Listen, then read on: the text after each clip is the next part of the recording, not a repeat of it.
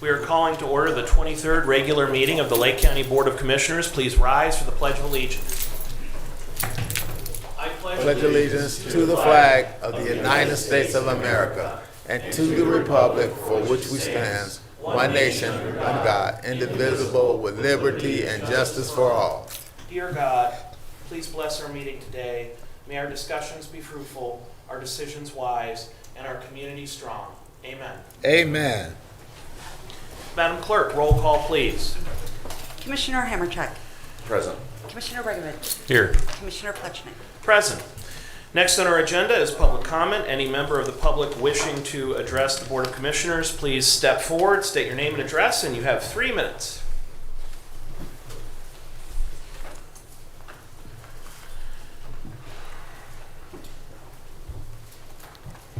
Jackie Spade, 1697 Dock Road, Madison Township. I am here today on behalf of myself and neighbors in regards to funding for construction to extend a water line on Dock Road in Madison Township. In 2023, you awarded $1 million in funds from the American Rescue Plan Act to Concord Township for a water project. Dock Road is a mirror image of that project, as we also rely on wells for water and have extensive filtration system. My system, as an example, requires filter backwashing every 2 days in addition to the water softener regeneration. We are also concerned for our safety and health well-being. A public water line would provide clean, safe water supply for Dock Road residents and could potentially close a loop in the county water system. A major obstacle are the agricultural deferments on Dock Road, which are inhibiting our progress, and funding would offset these deferments and allow us to continue. We deserve and expect the same support from our commissioners by awarding equal funds from the American Rescue Plan Act for our water line, as you did for Concord Township. The residents of Dock Road are ready now. We are depending on you, our commissioners, Mr. Plechnik, Mr. Bregovich, and Mr. Hammercheck, to make the right decision and help us achieve our goal so we can have clean, safe water that we need for our homes. Thank you. Thank you. Anyone else for public portion? Mr. Massey, I think your hand was first.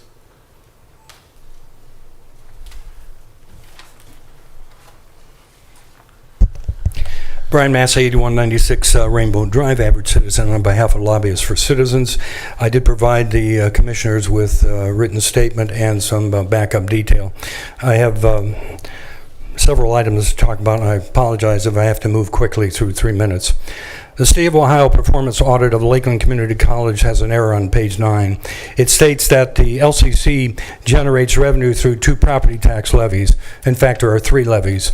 The state auditor failed to mention the .4 mil bond levy that extracts over $2.2 million annually from the Lake County taxpayers and will continue to be collected until 2041. We've tried to contact the state auditor's office, but their email listed on their website is incorrect, and voicemail messages have gone unheeded. Lakeland gets over $20 million per year from the Lake County taxpayers. Lake County taxpayers were used and abused by the Beverage Administration and the board members for financial malfeasance. The Lake County Commissioners, whether you acknowledge it or not, are also culpable in this debacle, since commissioners appoint several board members. No one can blame the taxpayers because we are prevented from voting for the board members.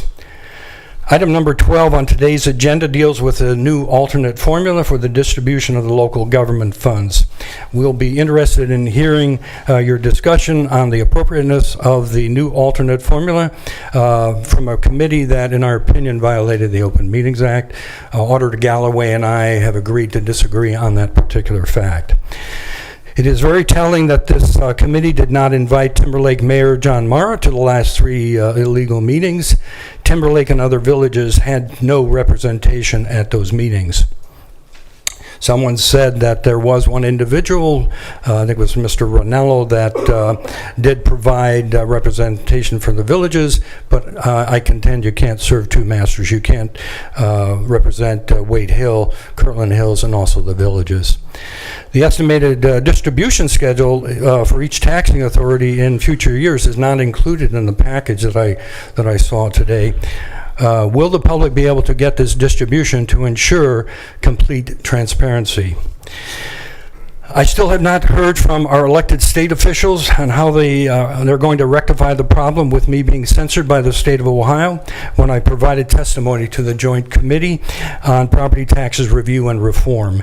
They did not want me to tell the impact of the sexennial revaluation on the Lake County taxpayers and my belief that the 20 mil floor legislation is unconstitutional. The next item is the Auburn Career Center was handed 3 additional defeats in the 11th Circuit Court of Appeals. Judge Luchley correctly stated that the motions were frivolous. Red herrings are not allowed in court. This matter has been lingering far too long, for 12 years. The issues in this litigation have been fully and finally resolved. The Auburn Board is overruled, and overruled on all 3 motions. Thank you, Mr. Massey. These are pearls. I will go through and tell the people the rest of my comments. Thank you. Thank you.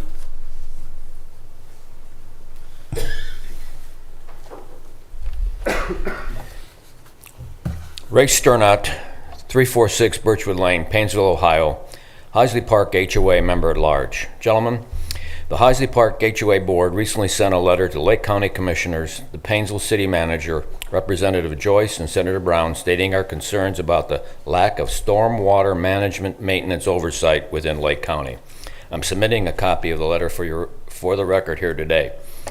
The HOA believes that the above parties, including the county, has maintenance oversight responsibilities for stormwater management for the cities of Lake County and Painesville, since lack of maintenance oversight could be harmful to the health and safety of Painesville, Lake County residents. In addition, we believe that the fees that we pay in our water bills to the city and the county and tax bills to the county are intended to do just that. That is, provide stormwater management maintenance oversight and adherence to defined stormwater management principles. We hope the county officials, City of Painesville, and elected federal officials will actively participate in recurring discussions between the county, federal officials, and neighboring city officials to ensure the safety of Lake County residents and neighborhoods. Bottom line, gentlemen, you can create the rules, but if not enforced, they are useless. Ray Sternot, Heisley Board, member at large. Thank you. Thank you. Jennifer, I have a copy of the letter and my comments.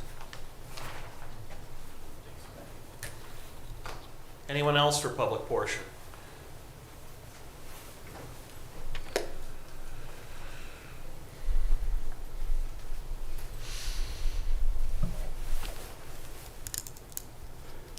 Good morning, Commissioners. My name is Carlos Mickler, Barjoti Road, Willowick, Ohio resident. I'm here to talk about 2 themes today, narrative and Willowick sewer rates. And I want to kind of piggyback off what the gentleman just said just earlier. I stay in Willowick, and most of those homes were built in the 50s. The narrative that was brought to you last week in the commissioners meeting was that homes are not depreciating. Well, if you pull back the siding on some of those homes, you're going to see rotted wood, especially what the mayor of Timberlake was saying last week.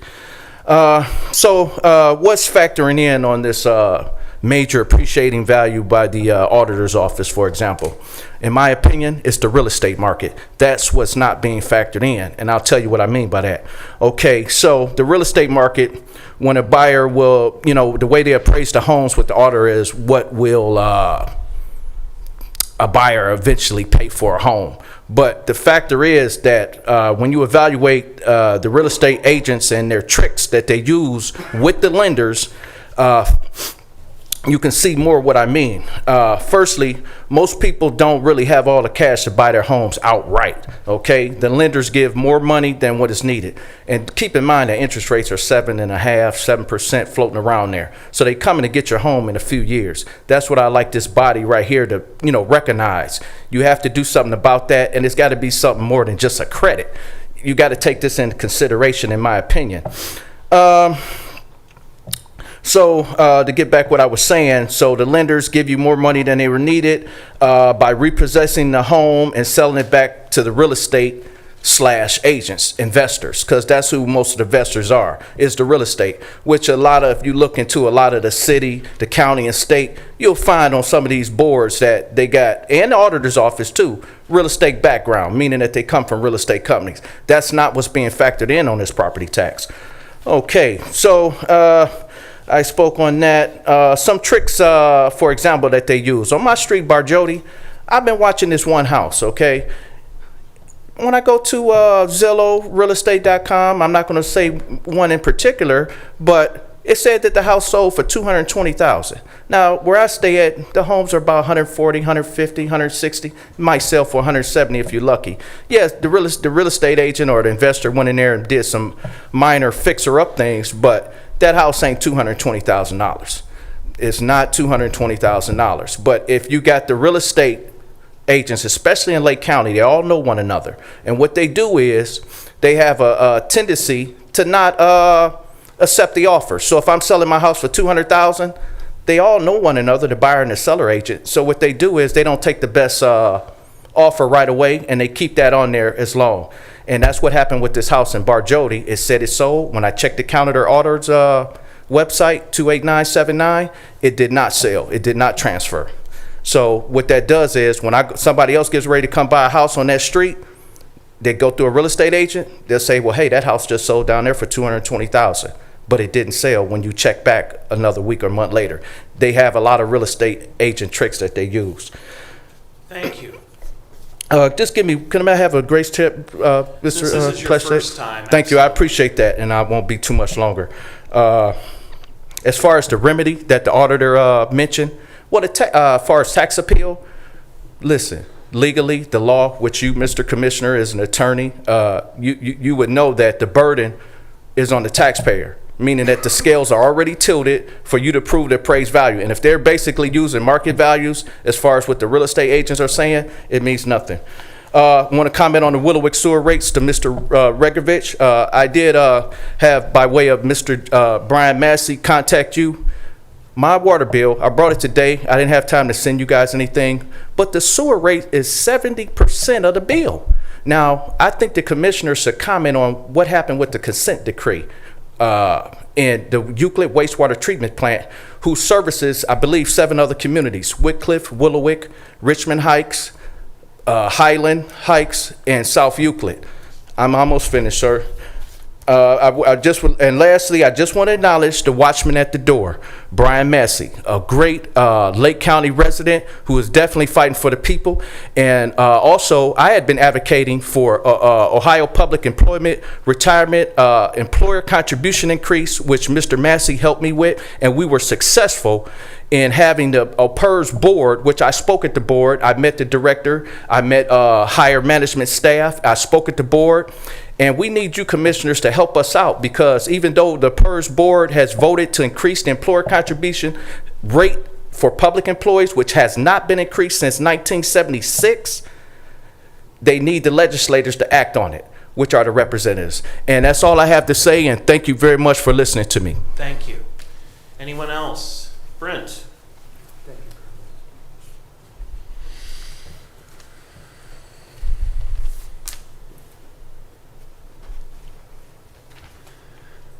Brent Learned, Rabbit Run Community Arts Association, 49 Park Street, Madison. Honestly, we just wanted to come this morning to express our thanks. The last 4 years for an organization like Rabbit Run, as I'm sure we are all aware, have been a tremendous challenge. And throughout those years, the commissioners have been a constant source of support, not just financial, but also just in sheer interest in making sure that certainly Rabbit Run, but also businesses and nonprofits throughout Lake County felt that they were seen and that they were being considered. We also wanted to thank you for having the vision to acknowledge that part of recovery is looking to the future.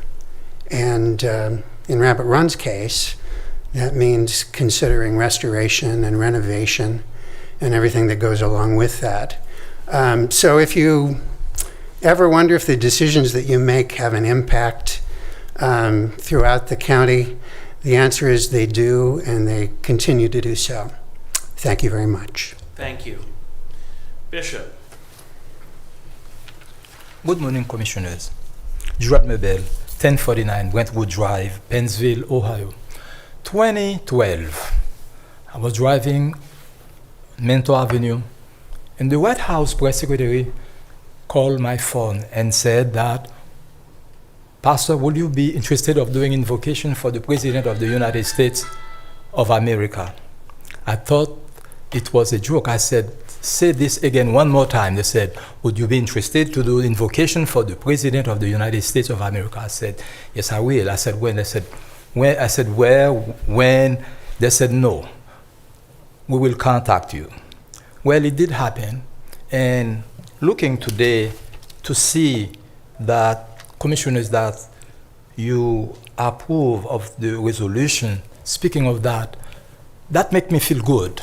That make me feel good. That let me know, not only I know that I am living in a land where it says, in God we trust, but at the same time, there is something that is extremely important. With God, all things are possible. And I have been in prayer, and I have seen. I'd like Lake County to know. I'd like the state of Ohio to know. I'd like the United States to know that in Lake County, there are people of faith. And I just want to say thank you for that. Thank you. Thank you. Anyone else for public portion?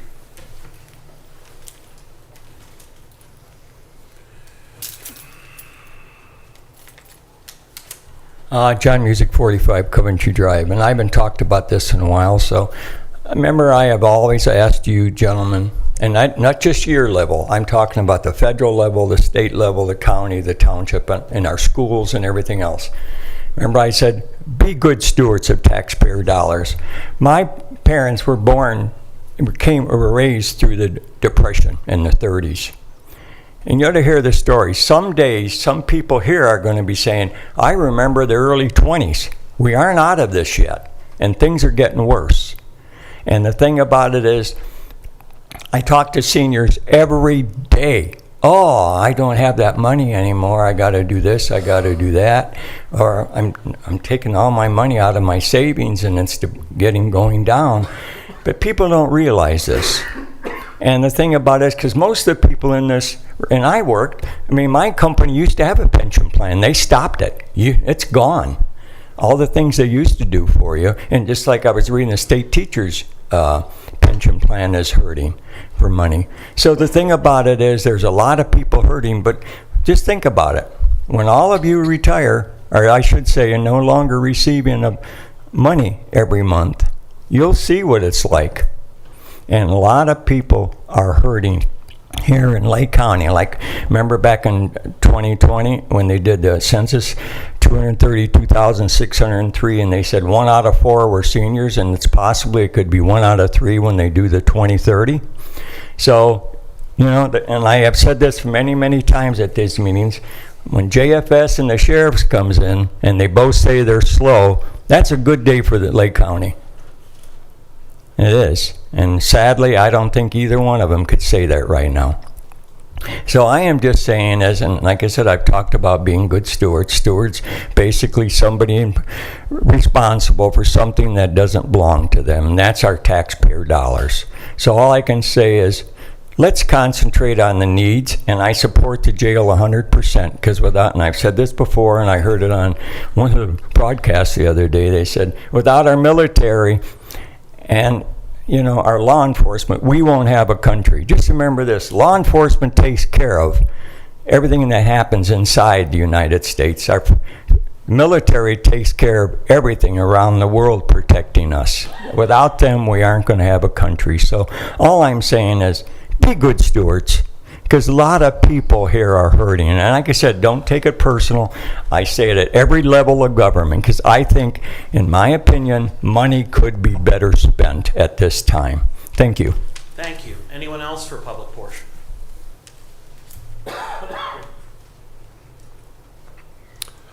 Chris Bahari at 185 West Jackson Street. And I would just like to say today is the 80th anniversary of D-Day and all those that served in World War II. My dad, who served in World War II, and his two brothers. My dad served in Patton's army at D-Day and in France, and then ended at the Battle of Bulge. He was also there. One other uncle was in the Pacific in the Navy in the Midway battle. Another was in the Pacific at Iwo Jima in the Marines. So I'd just like to have a moment of silence for all those that had service to this country, and let us remember them in our hearts and prayers, and that because of them, we truly have freedom.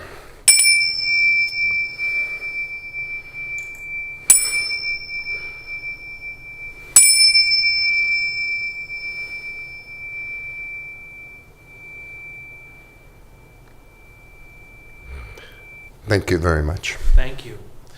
Anyone else for public portion? Anyone else?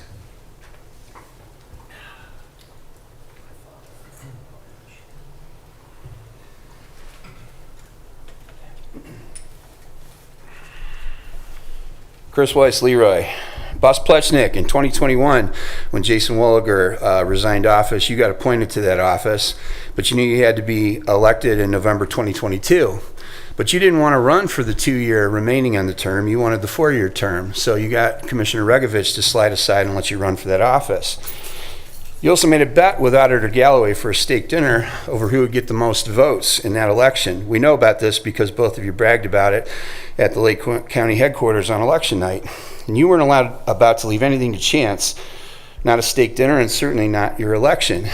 In August of 2022, you engaged the firm of Fraser Video Productions, and I hold an invoice here dated 8/29/2022 in the amount of $2,700. It says PO number, verbal, Plechnik, terms due on receipt, $2,700. You actually did the production and filming of several commercials at the Lake County Dog Shelter on 8/26/2022. And you full well knew that you didn't have verbal authority to expend public funds, but you did so anyway. Then you decided, well, how am I going to slide this under the noses of Auditor Galloway and Mark Tyler and Commissioner Hamercheck? So then you went to Rodney Shelton, and I hold here an October 6, 2022 email, the first version of it, where he says, recently I sat down with Commissioner Plechnik to discuss the implementation of commercial and radio spots that he has done to showcase our dog park and licensing. After discussing the commercials and previous year's budget with the commissioner, previous year's budgets, by the way, were on the order of $2,500 to $3,000. Plechnik, the suggestion was that the promotion of the dog park and dog licensing could use a shot in the arm. Our office has traditionally operated on thin margins. Allocating dog and kennel funds to this venture could prove to be risky. And it lists 4 expense items to inflate this budget to $27,500. Now that version wasn't good enough because you knew that if Mr. Shelton referred to the fact that you had already done this and put this in motion, it wouldn't look too good. So you had him redact all of the references to yourself and inflate the budget yet again. So the ad budget now is bloated to $30,000. The ads are supposed to run in October, when historically these dog ads run from December 1st to January 31st, which is the time frame people get their dog licenses renewed. You coerced Mr. Shelton to do this. I have here another copy of the same email dated October 6, which has the reviewed stamp and your signature on it to go into the SIG file to be voted on at the October 12, 2022 Commissioners meeting.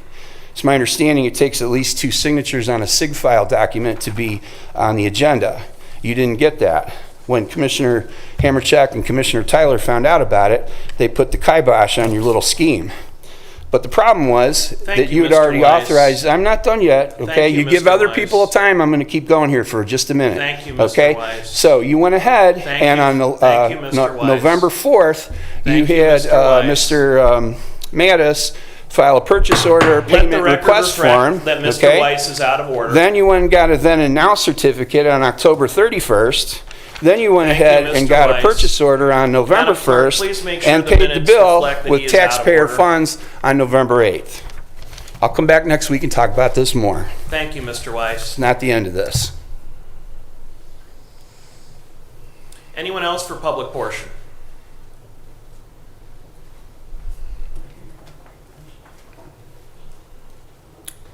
Good afternoon. Brian Kolkowski, Leroy Township. President Grover Cleveland said, "What is the use of being elected or re-elected unless you stand for something?" Even though I don't know John Plechnik well, I believe he takes his obligations to elected office very seriously and is willing to do what is truly right. He is open, accessible, clearly represents the citizens of Lake County. When the issue of a large sales tax increase was raised by commissioners of Lake County, John Plechnik stood up and voiced his opposition to this tax increase. It would have been easy to agree to such an increase, but Mr. Plechnik clearly understood how this increase would disproportionately affect the poor amongst us in this inflationary environment. Furthermore, Mr. Plechnik understood this was a money grab whose revenues were not needed to properly run county government. It would not be used efficiently. Carolyn Kennedy, President Kennedy's daughter, once said, "It is not easy to stand up against your constituents or your friends or colleagues or your community and take a tough stand for something you believe is right, because you always want to keep working and live to fight another battle, and it might cost you your career." I believe standing up against this tax increase was not easy for Mr. Plechnik, but he took this stand. Unfortunately, is now being attacked because of this very position of voting against the sales tax increase. I certainly don't want to lend any credence to the attempted drumbeat of allegation and innuendo that one individual has set forth on a weekly basis, but I also would quote from Martin Luther King, who said, "The ultimate measure of a man is not where he stands in moments of comfort and convenience, but where he stands at times of challenge and controversy." Mr. Plechnik is, by my measure, the ultimate gentleman. He sits and listens politely every week to these personal attacks, unfortunately, without his fellow commissioners saying anything in his defense.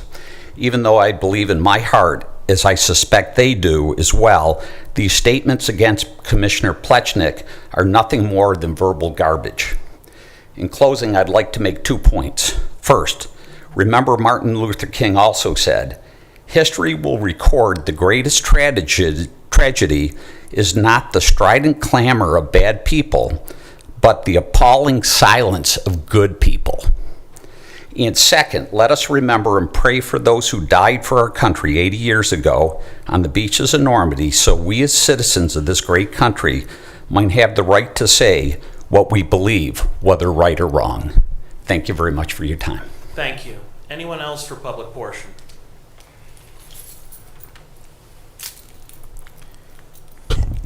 Reginald Black, 200 West Jackson Street. My Bible says, according to Jesus, he who is without sin cast the first stone. When Jesus made that remark, everybody laid down their stones and they took off running. Commissioner Plechnik, I want to put this on a record. I don't care what you did yesterday, okay? Our focus is on the present and the future. So we need our body to continue to grow and continue to do its job. So bless you, and may the Lord guide you and protect you in the hollow of thine hand. In Jesus' name, amen. Amen. Anyone else for public portion?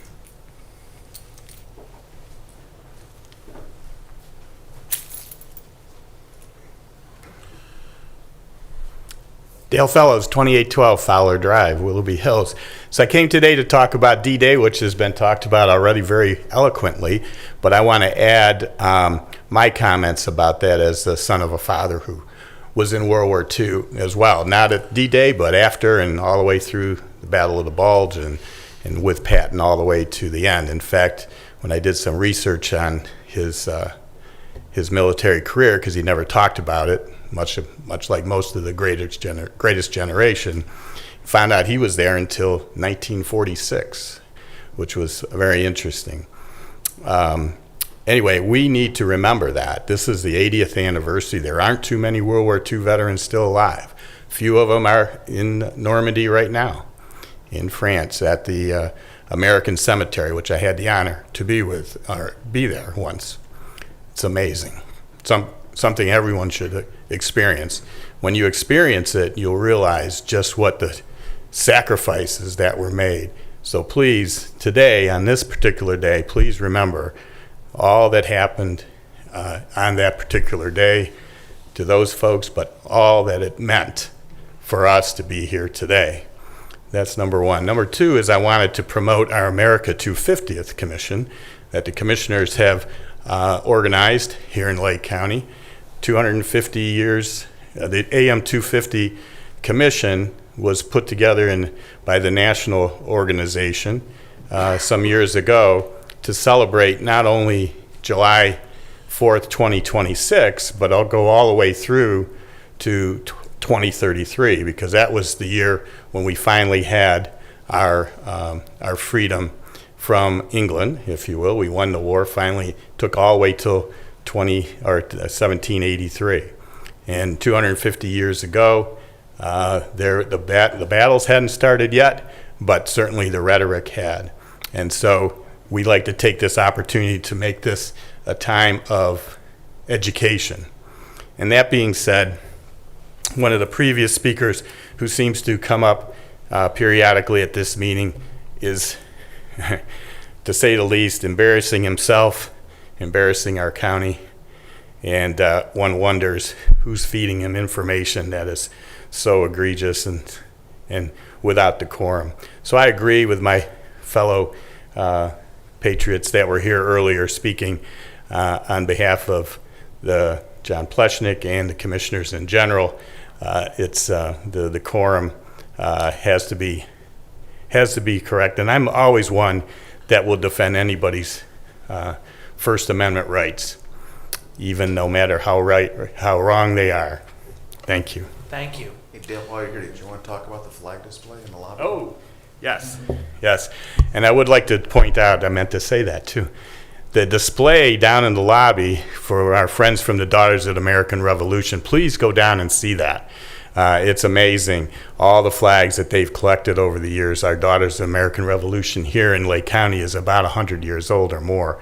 And those folks have been the driving force, along with the SARs, which I'm a member of, for this America 250th celebration that we're going to have.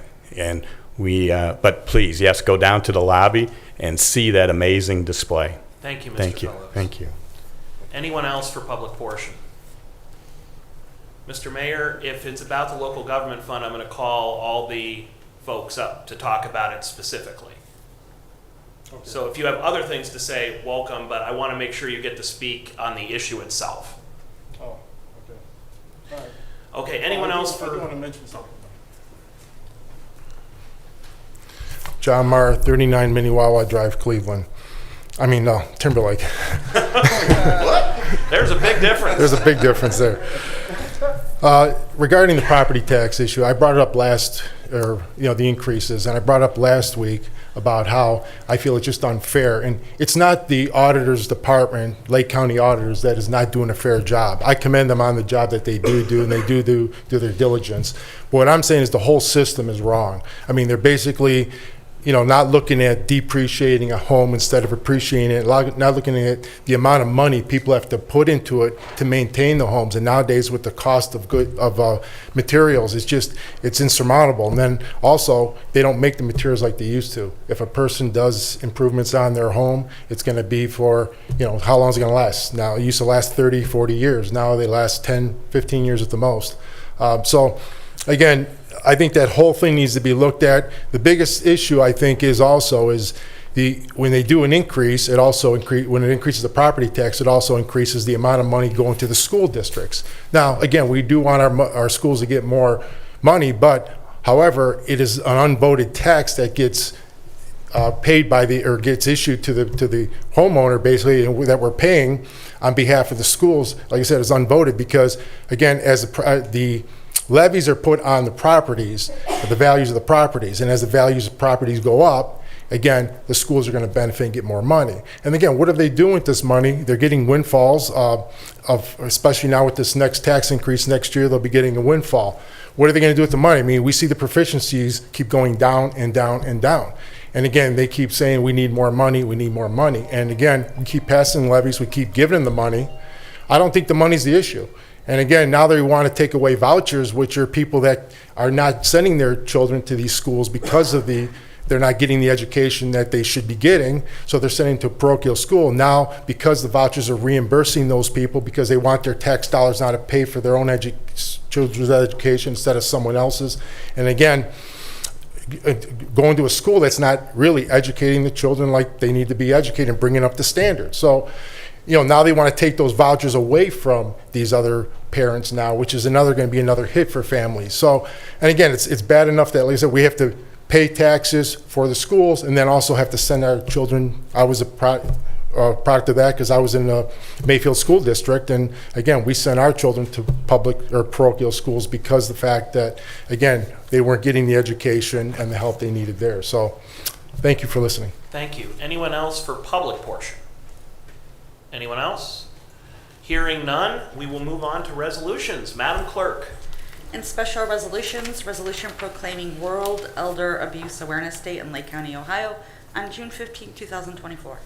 Move to approve. Second. Any discussion?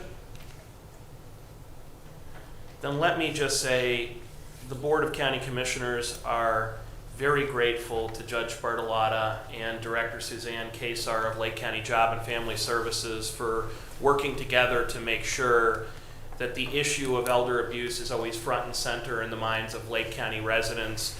It is a truly insidious crime. The victims often don't even know they're victims, and they are targeted specifically because they have no one who cares for them, who knows of them, who talks to them, who watches out for them. And so we have the most vulnerable people who are being targeted by, for lack of a harsher term, monsters. And only by your diligence, seeing something and saying something, reporting suspected elder abuse to Job and Family Services, and caring about your neighbor is this terrible crime prevented. Every time we use the words elder abuse, we make it harder for the overly doting neighbor to hand a cookie and have a will signed, transferring an estate instead of to the family, to themselves, only because you note that your neighbor has bruises that shouldn't be there. Do we realize that someone is being physically or domestically abused? If you don't speak up, as difficult as that might be to interject yourself into someone else's life, as much as you might worry you might offend someone or be criticized, lives, livelihoods, and family fortunes and businesses are lost to monsters. And I know you will never get a thank you because the victim doesn't even realize they're being victimized. But you are saving lives by what you do. And the hundreds and thousands of people who have called and reported to Job and Family Services over the years, thank you for what you do. Keep it up. And I would just say we have Director Kasar here with us. Is there anything you'd like to add in addition to the number we can call to report elder abuse? Thank you, Commissioner. I think that was well said.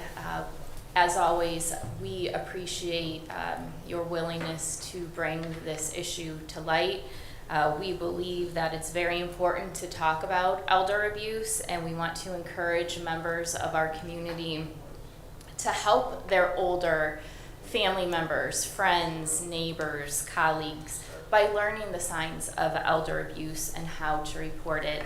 And Commissioner Plechnik, you did mention some of the signs of elder abuse. Other signs of elder abuse include a worsening living environment, unexplained injuries, unusual behavior changes, unpaid bills, new credit cards, increased cash withdrawals.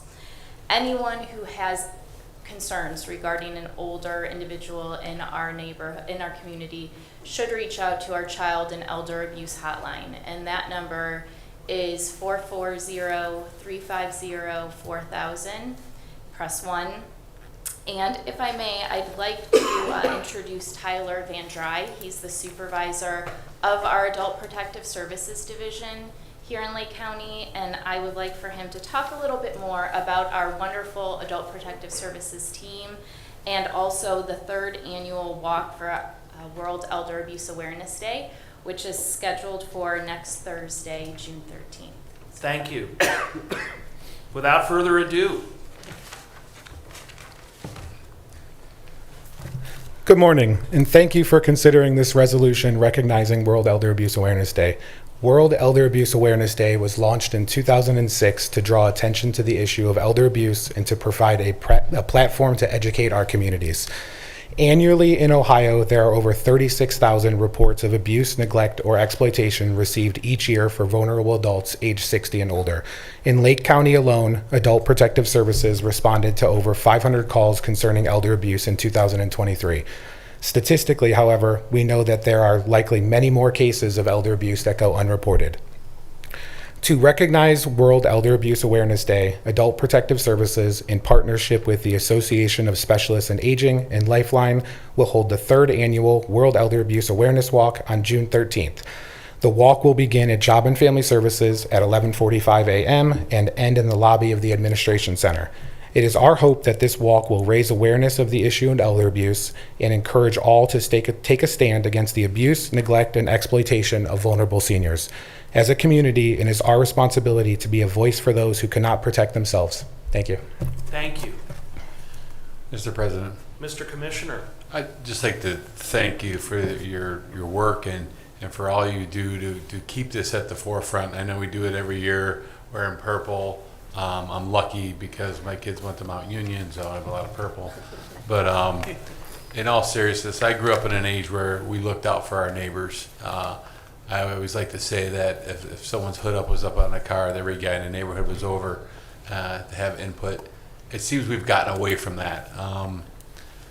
And much to a shame of our neighborhoods now, when people became very transient, especially in 2008 and 9 when housing was cheap to buy and people moved around a lot. Before that, we don't know our neighbors. We're afraid to know our neighbors. The old adage, the politicians going door to door, people don't even answer their doors anymore if you knock on them. So we're in a day and age where everyone's afraid to do anything. So this is hopefully just an awareness for people to go out and say, hey, we need to look out for our elderly. We need to look out because they're becoming more sophisticated in how to take their money, how to do things on cyber awareness and things like that with AI and things like that, that I don't even understand. I can't imagine my mother or anybody in my family who could understand that too. So thanks so much for keeping this aware. Suzanne, you guys do a great job as usual. Thank you. Any other comments? Hearing none, Madam Clerk, let's make it official. Commissioner Hammercheck. Yes. Commissioner Regovich. Yes. Commissioner Pletchnik. Yes. And with that, this is officially proclaimed June 15th as World Elder Abuse Day. I would invite Director Kasar and her staff to join us for a presentation of the resolution.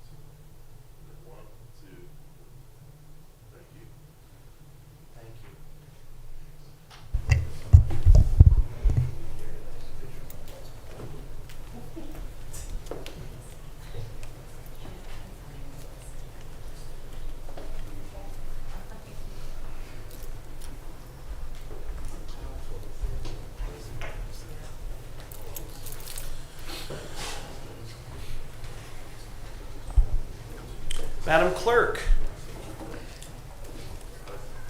our next resolution. Resolution proclaiming 2024 the Year of Prayer in Lake County, Ohio.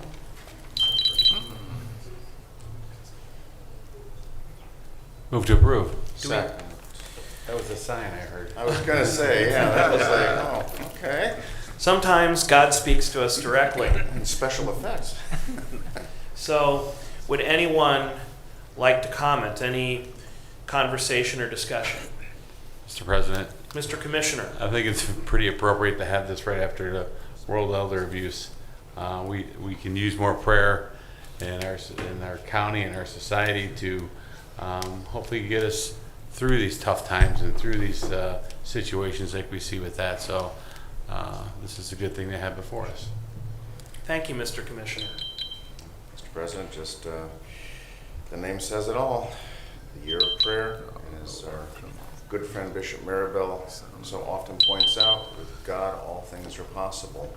It's not just our state motto. Thank you. Then let me take a moment to read the resolution proclaiming 2024 and every fourth year following the Year of Prayer in Lake County, Ohio. Whereas the Board of County Commissioners proclaims and recognizes the Year of Prayer in 2024 and will do so quadrennially.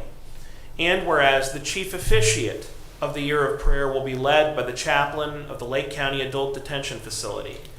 And whereas throughout our history, Americans of many faiths have chosen to turn to prayer for guidance, peace, and hope. And whereas in this Year of Prayer, we recognize the power of prayer to strengthen our spirits, draw us together, and create hope for a better tomorrow. And whereas neighbors unified in prayer come together to join their hearts and voices in reading sacred scriptures and attending services to seek God for Lake County where we live, learn, work, worship, serve, and desire all to thrive.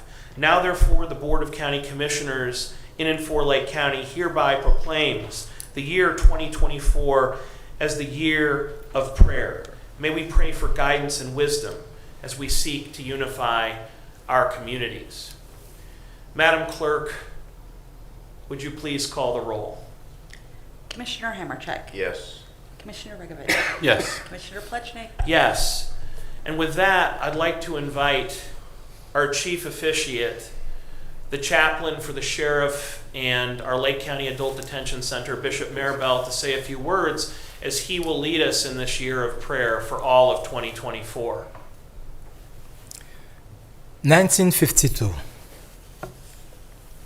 a lady in the island of Haiti that could not read and write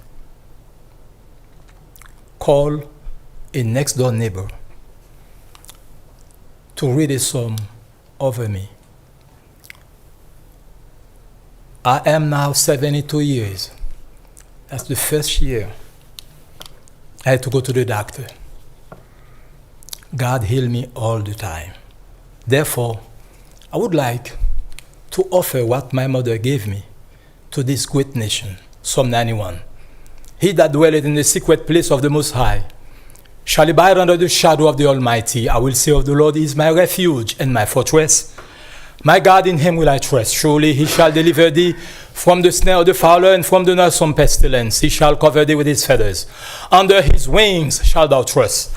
His truth shall be thy shield and buckler. Thou shalt not be afraid for the terror by night, nor for the hour that fleeth by day, nor for the pestilence that walketh in darkness, nor for the destruction that wasteth at noonday. 1,000 shall fall at thy side, and 10,000 at thy right hand, but it shall not come nigh thee. Only with thine eyes shalt thou behold, and see the road of the wicked, because thou hast made the Lord, which is my refuge, even the Most High thy habitation. There shall no evil befall thee, neither shall any plague come nigh thy dwelling, for He shall give His angels charge over thee to keep thee in all thy ways. They shall bear thee up in their hands, lest thou dash thy foot against a stone. Thou shalt tread upon the lion and adder, the young lion and the dragon shalt thou trample under feet. Because He hath set His love upon me, therefore will I deliver him. I will set him on high, because he hath known my name. He shall call upon me, I will answer him. I will be with him in trouble, and honor him. With long life will I satisfy him, and show him my salvation. Thank you, the United States of America. Thank you for this great land, the land that so many people dream, just dream And some of us, we are blessed to be born here and come here. Thank you, United States of America. Thank you, Bishop. And if I could just take a moment, I want to give special thanks to our clerk, Jen Bell. I asked her to prepare this resolution, and I was truly blown away by her care and the loving text that she shared with all of Lake County. So this is a very important resolution to so many of us. Very grateful to you for preparing it. Very grateful to the bishop for serving as our chief officiant in this year of prayer. And I would ask the bishop to come forward to accept the formal resolution. You may bring any associates you wish as well. I know you have quite a few ministers who often join you.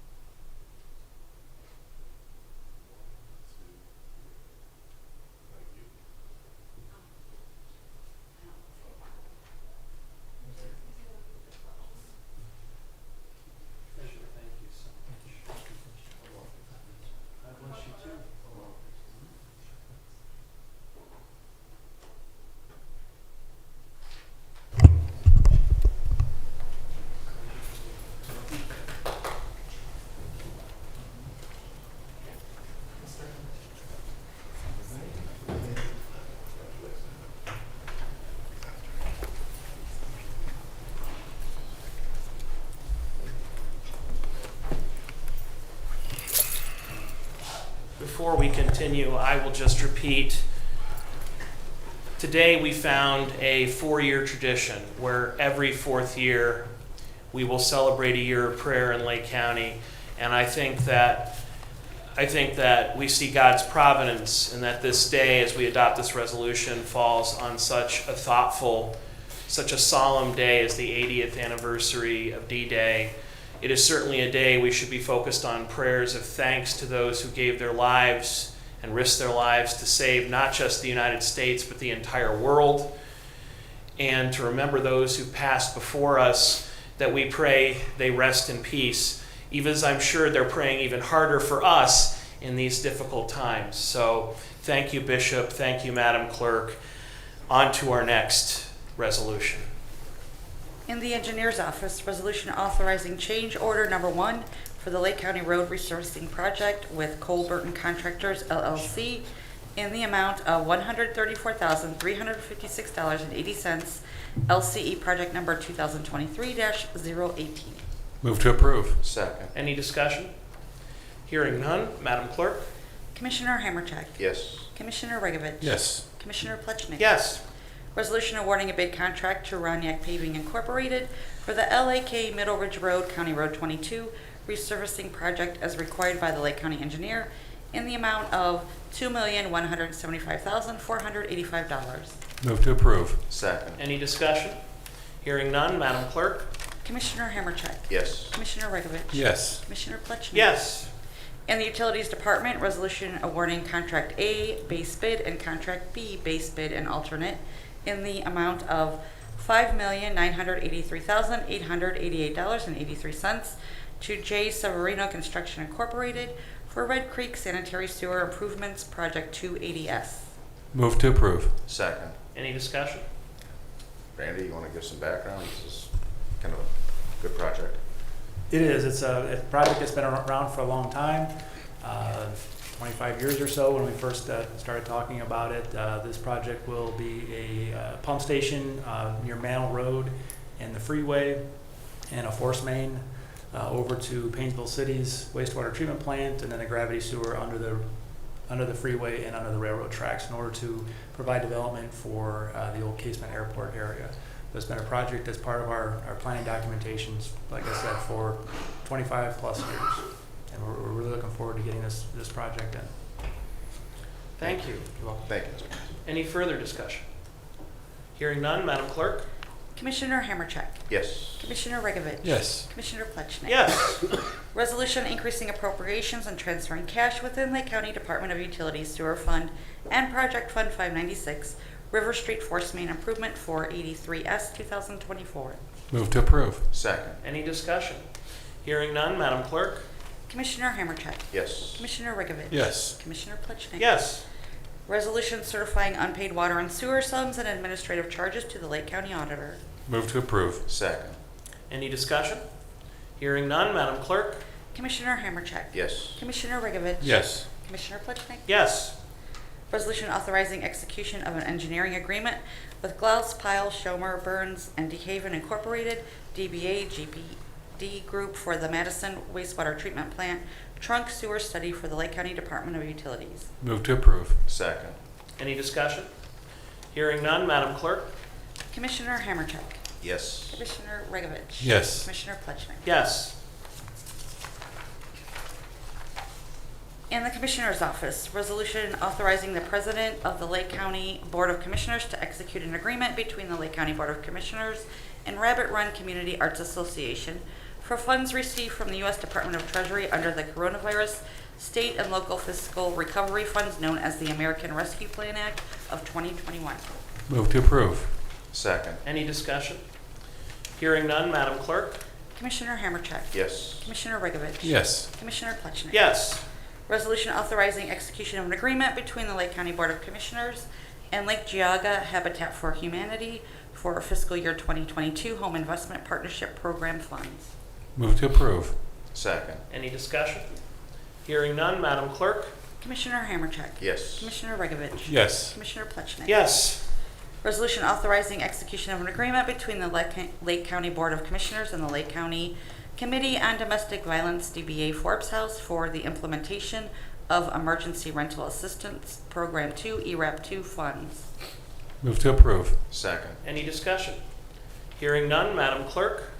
Commissioner Hammercheck. Yes. Commissioner Regovich. Yes. Commissioner Plechnik. Yes. Resolution authorizing the adoption of an alternate method of apportioning the local government fund. Move to approve. Second. Any discussion? I assume that there will be considerable discussion on this item, but I'd like to start by inviting our three local elected officials who each represent their communities that are deeply involved and impacted by any method of allocating the local government fund, which are the funds from the state of Ohio that are given back to local municipalities. We've all heard in the past they have been substantially cut over the years. What we're discussing today is having an alternative allocation formula that would govern how much each local community would receive. And given that we're talking about three of the most respected local elected officials in the whole state of Ohio, I'm going to use alphabetic order to call on them. And starting with their last names, by my math, Mayor John Mara would be first of Timberlake. Oh, no, I'm totally wrong. Way to go, Professor. I'm obvious. The looks on the audience's face was epic, by the way. You thought I had a trick, but I just, I was going between first and last names. So Mayor Bob Fiala would be first.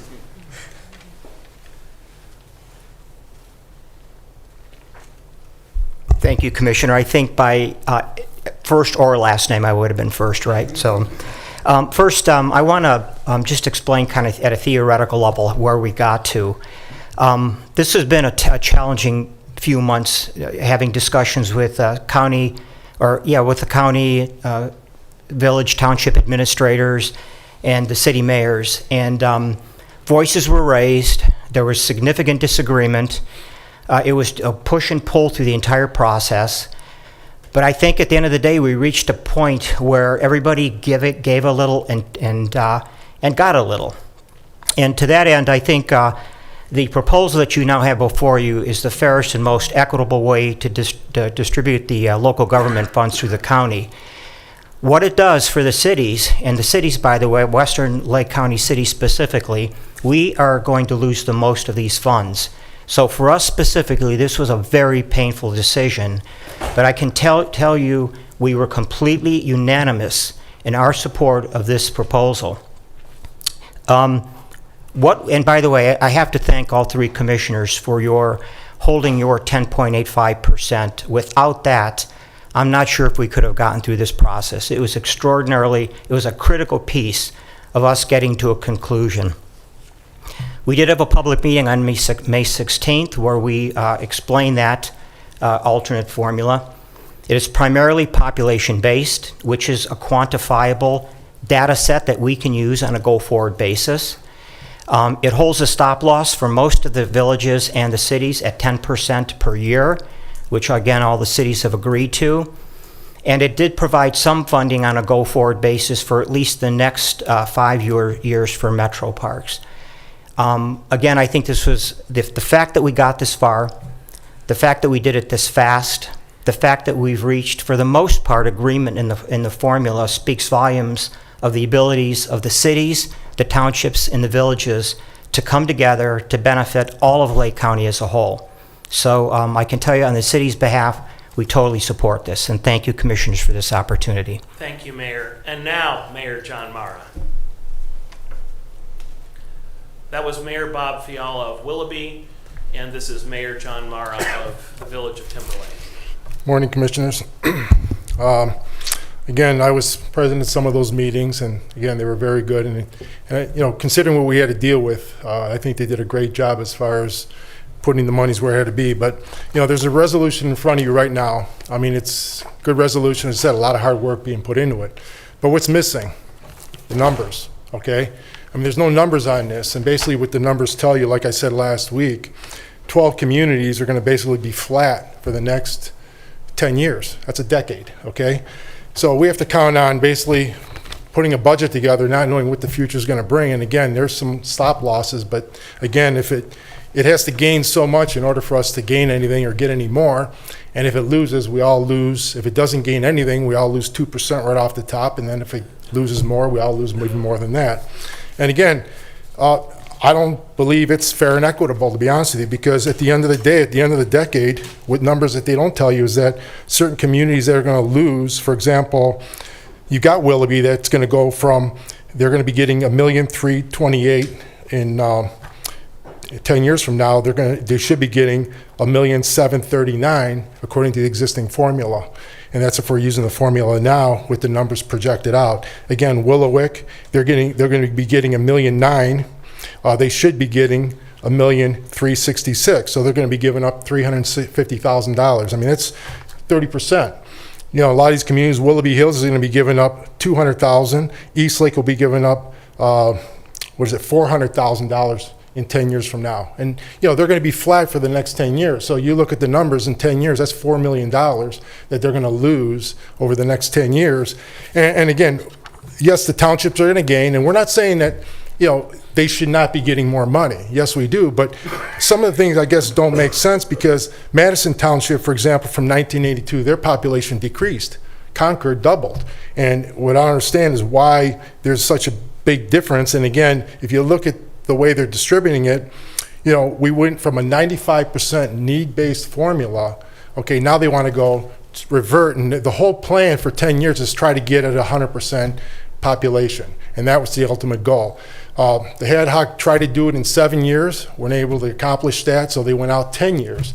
And now they're expecting, again, we were in a room with the trustees, which again, they have a vote, by the way.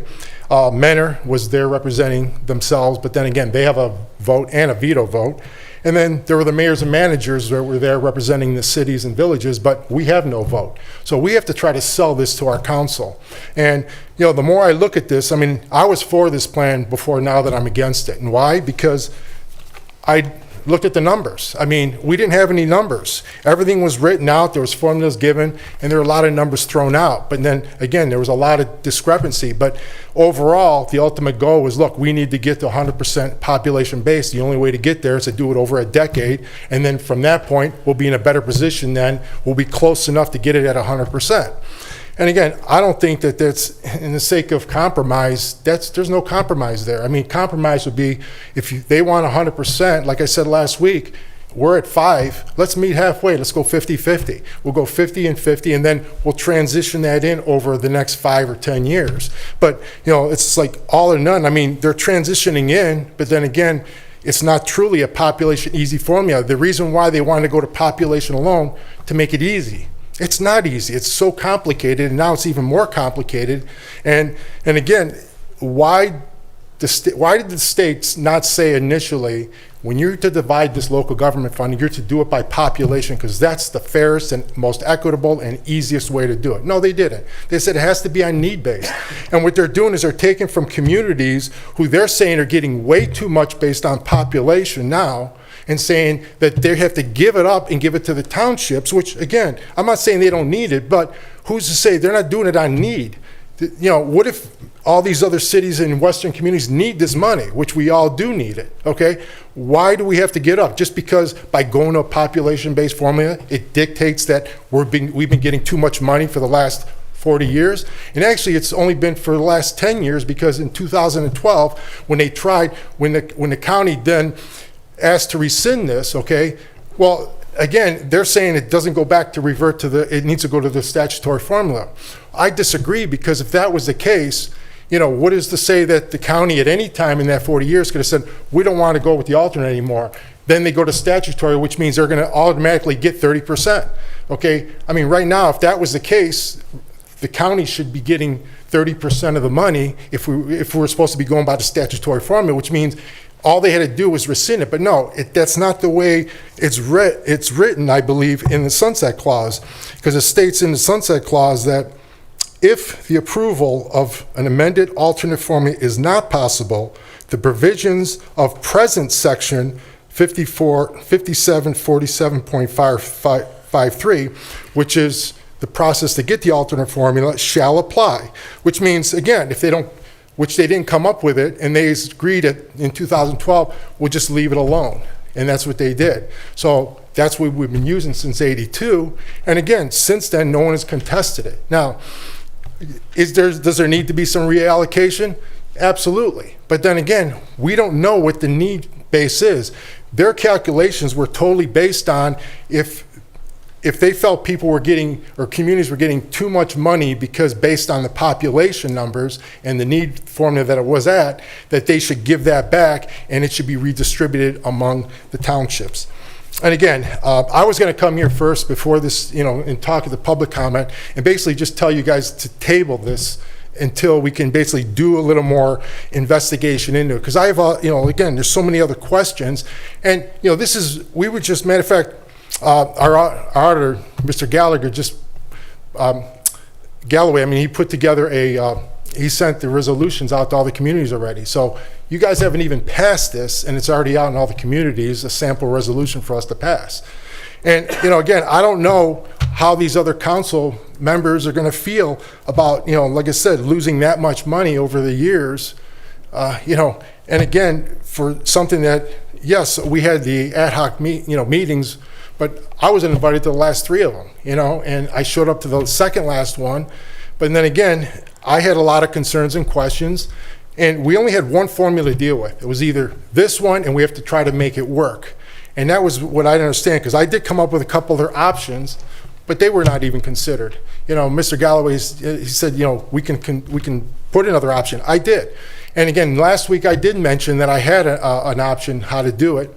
No one called me this week to say, okay, what is your option? Maybe we should consider it. Because I believe that if we're going to put a resolution in front of these other communities, they should have an option, one way or the other. Or if we are going to put this, okay, what is this? How does it compare to the statutory formula, which is based on need? And again, we could figure that need out. We could figure what the statutory formula is based on need. And I know the county would get 30%. But we can assume that 20% that they're giving up now, we just add that back in there, okay, based on that need formula, and then we can see then we would have a true comparison.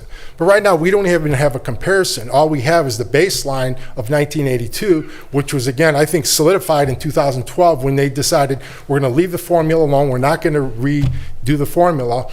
And again, now we're trying to, like I said, in the case, we're trying to make it work, but, the numbers aren't out there. I mean, I think if everyone had the numbers, and the reason when they had the Budget Commission meeting, they said, well, no one asked any questions.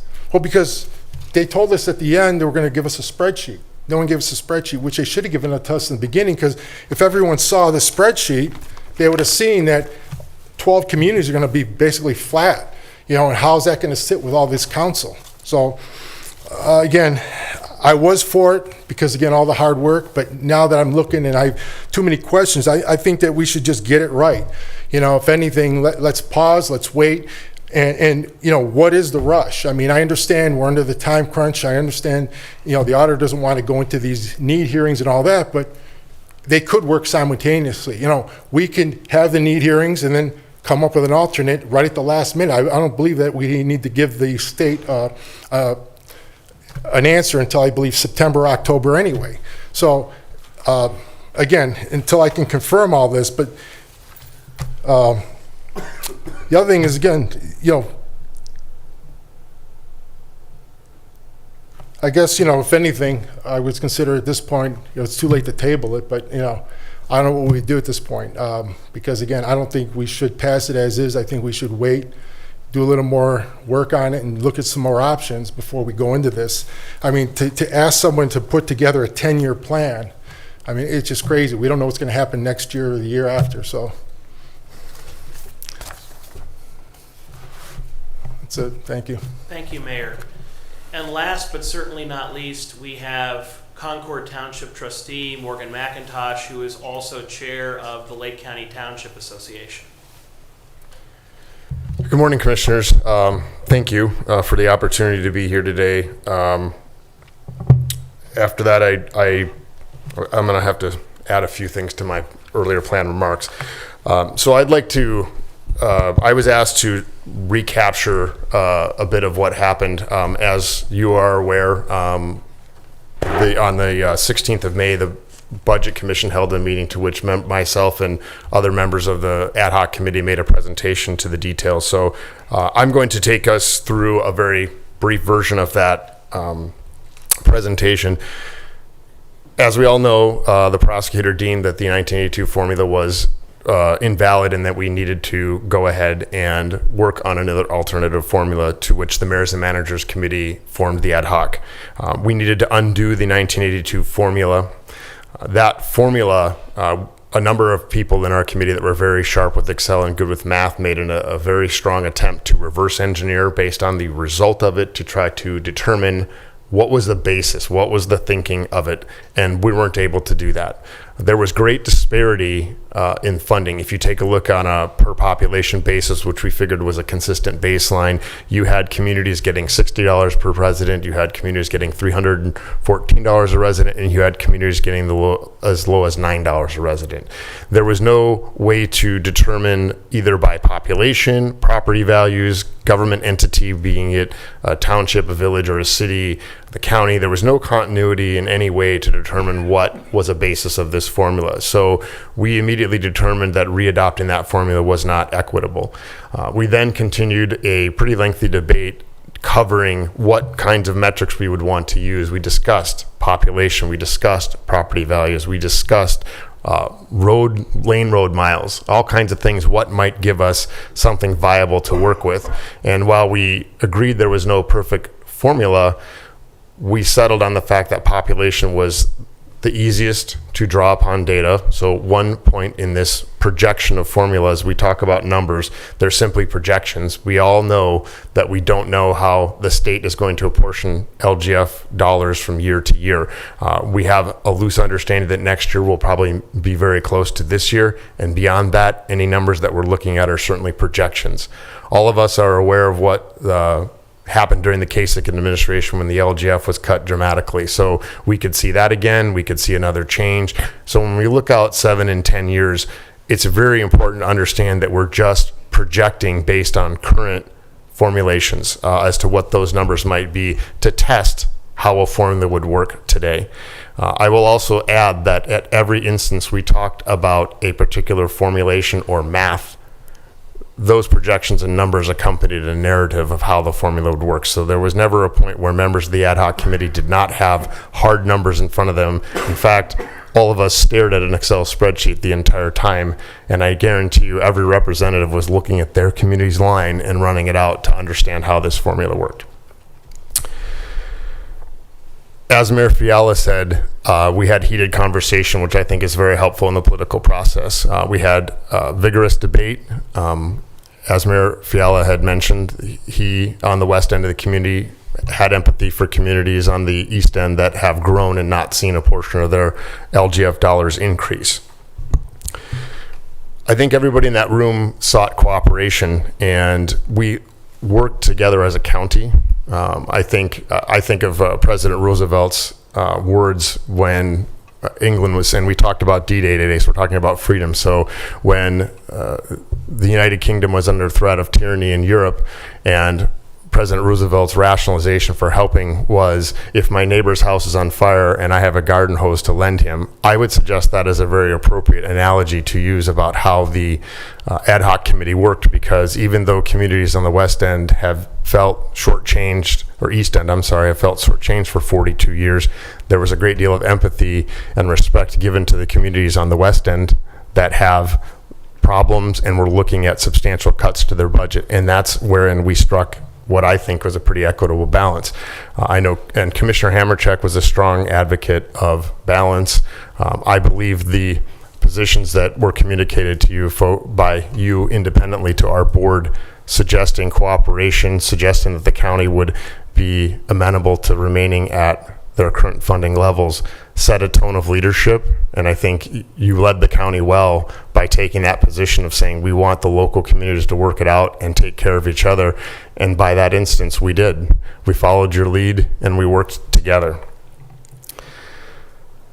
So I believe, since we couldn't understand the 1982 formula, one of the things that we valued was endurance. We've put together something that is understandable, that will endure time. It seeks a balance. It surrenders funds from certain communities that have had a disproportionate advantage over communities that have not over time. And 15, 10 years, 20 years from now, we'll be able to look at this. Other people that are in these shoes will be able to look at this formula and understand what this committee did.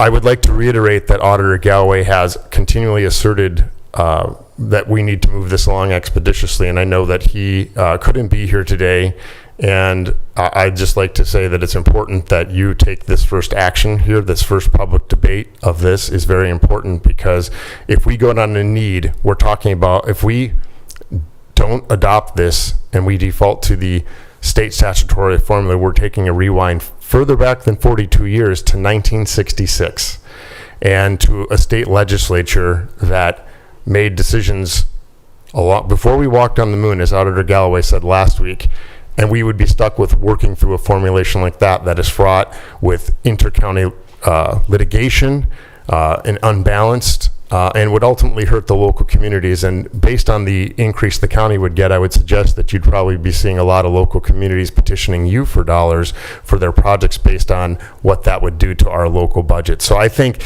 this is fair-minded. It gives the communities independence and durability. And I'll also add to what Mayor Fiala said with respect to the Metro Parks, is we took the same empathy with them and said, hey, there needs to be a fiscal responsibility, maybe a bit of a reckoning here. Gave them a window and an opportunity to petition for funds in the future, but levied cuts on them as well, and made steps forward to be fiscally responsible. So with that, if you'd like, I could take through the formula like Mayor or City Manager Ken Filipiak did at the budget hearing. I'm not sure that's necessary, but I would do so if the board would desire that. Commissioners?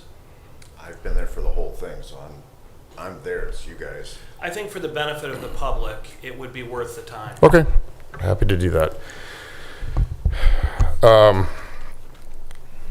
I'm not going to read this verbatim. I know it's available as an exhibit, but I'll take you through the rationale. So beginning next year, as was communicated, the county shall receive 10.8507%, which is reflective of the percentage that the county receives. That will come off the top. So whatever money the state apportions will go.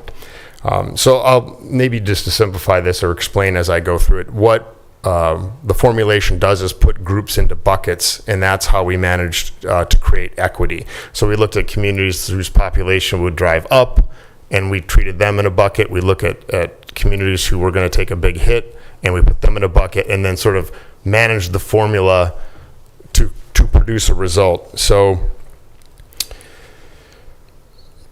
the remaining distribution, the following villages shall receive the greater of the 2024 distribution amount or an amount derived from the paragraph below.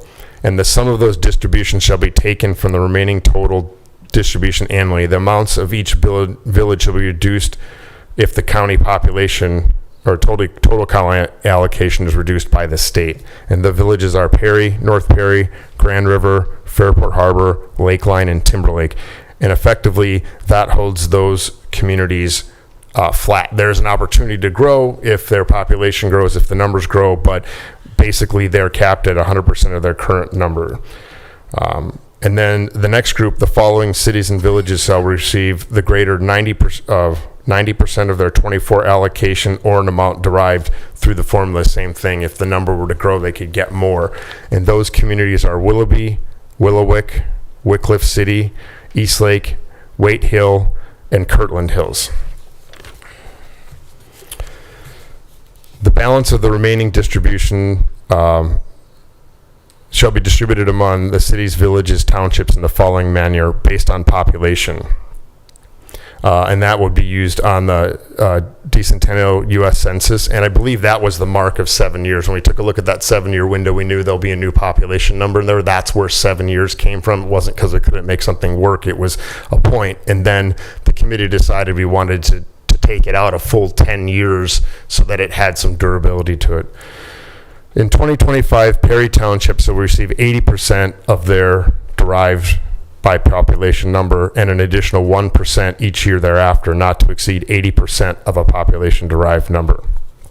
In 2025, Madison Township, Leroy Township, Concord Township, and Painesville Township shall receive 62% of a percentage derived in paragraph 1 and an additional 4% each year thereafter, not to exceed 86%. And then the remaining total distribution shall be divided, and that would be given to the cities, and they shall not receive more than 100% of their population. That was something we added in, so it caps. So there were, some of the projections showed that at a certain point, communities could grow beyond 100%, 102, 101. So what we did is cap that percentage at 100, so you can never exceed more than 100% of what a population formula would give you, and then it trickles down the excess to communities that receive the lowest percentage on a per population basis. And lastly, there were 2 park entities which aren't representative and don't have a vote in this process, but they are permitted by ORC to be represented in an LGF formula. And Lake County at one point determined that the Metro Parks and Painesville Township Park would be part of this fund. At different points during the formula, they were added or allocated. So taking that on, knowing that there was all of this turmoil and how to reconcile that, what we determined was that Painesville Township Park would be eliminated from funding, and that Lake Metro Parks would receive an annual distribution of $100,000 for a 5-year period of 2025, 26, 27, 28, and 29. I believe at the end of that window, there'll be the Budget Commission will hold a hearing, so they would then have an opportunity to petition to continue, increase, or just simply surrender those fees. And that equates to about 43 cents per person, and every community will pay for that based on its population. And then also that represents about a 50% cut to their current. So they did suffer a bit there and have a runway down to 0, which we figured was fair. It's the same kind of equity that we treated the West End communities with in order to achieve some balance there. Oh, I've covered a lot of grounds. Do any of you have questions? Any questions for Mr. Trustee? more comments, just to maybe keep the conversation. Thank you. So some of the things that were talked about, the current formula, we had a range of $9 per person in a community all the way up to $314 per person. Did you want to maybe expand on that a little bit? So, all due candor, my community was the one that had the $9. And I will say that members of the other communities, representatives from there even had admitted that at $300 it was hard per resident, it was hard to argue that that was an equitable scenario. So the townships, the members of the LCTA, and I brought the initial formula into to talk about it, and then kind of said, here's what population does, and started to talk about caps in order to rebalance this thing and get towards it. So we took a position that the townships took a position that we wanted to see growth in our dollars, that we wanted to see more equitable representation in the LGF. And while we don't grow to 100%, I'll go back to my Roosevelt comment. I look at the West End cities. If I was sitting across the table and I was looking at a 40 to 60% cut to my number of a number that represented 10, 15% of my budget, that would be a scary moment for me. That would be a challenge. And if that was to happen within 1 to 2 years, that would be a bit of a crisis. And I understand the challenges. I know we looked into this and said, let's talk. What are the problems? How does this challenge you? Commissioner Regovich, I talked with you about it as a former mayor. I know Commissioner Hamercheck and I had a lot of conversations. I reached out to the mayors and other communities to try to have some empathy and understanding. We went through, the ad hoc committee started informal meetings in the fall last year. We substantively started working on a formula in mid-January. We had 8 meetings. I don't know, I lost track at 20. Commissioner Hamercheck, you were there. You've got copies of every one of these formulas. And after we got through some of the bitter bickering, I would suggest what happened was someone would raise a point, and you saw the harmony come, because at one point, members were like, okay, well, what about this? When someone raised a problem, a member on the other side of the proverbial table would say, well, what if we did this to fix your problem? And it got into a very rapid problem solving. When I take a look at the amount of work that got done in such a compressed amount of time, especially when this has been a hot topic for over a decade and people haven't had the willingness to take it up and said, well, this is going to be an arduous task. And then we go ahead, put something together and get legislation prepared in 5 months. It's a remarkable amount of progress, and that can only be accomplished with a great deal of cooperation. And to that end, when we began the process, it was clearly a matter of law. Is this or is this not a legal instrument? Then obviously progressed to discussing the numbers, but as has been very aptly pointed out by Auditor Galloway, this out of necessity became a political discussion. Yes. I think the other thing too, I mean, I want us to go back on the timeliness and the importance that we get this, and I think it's great that you're the first legislative body to take this up, because again, you've set the tone by empowering the communities and taking a pretty neutral stance on this and saying, solve it, we want to work together. If we were to fail to adopt this formula, this is an up or down vote, as Auditor Galloway has said. If this fails in the next few weeks, if we're not able to get this going by early July, we need to commence the state process. We need to do the need hearings, which at this point he still fails, after I think 2 months of requesting this information from communities, to prepare the computation so we'd even have a comparison. What would it look like absent of the need hearings? We still don't even have that, so we couldn't have it to compare to.